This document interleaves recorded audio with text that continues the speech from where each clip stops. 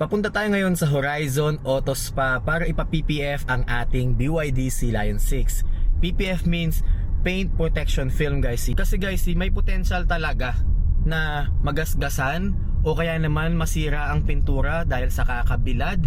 Yung UV rays, guys, nakakasira yan ng pintura, magfe-fade siya. Pero kung meron ka ng PPF, so maiiwasan ng mga gas-gas-gas-gas at saka yung pag-fade ng sasakyan para ma-maintain yung ganda. Kasi kapag nagasgasan yan o kaya naman nag-fade na, so ipapa-repaint mo, another gastos din naman yun. Tapos hindi na rin yun yung original paint niya. Ang sabi nga, di ba, prevention is better than cure. So parang ganun lang din yun. Parang sa phone, bago mo gamitin, di ba, binibilhan natin ng mga tempered glass at saka ng case.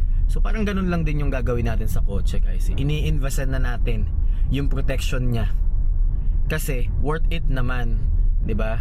At less anxiety, wala ka nang ganong worry, especially kapag maraming mga aso or yung mga pusa na possible na kalmutin, o kaya naman yung mga bata na nag-i-intensyon na nanggangasgas na mga kotse, guys. May mga ganun eh. Pwede ka na mag-park anytime, anywhere, kasi nga wala ka nang inaalala. That's why, yun, tingnan na lang natin kung ano yung magiging result.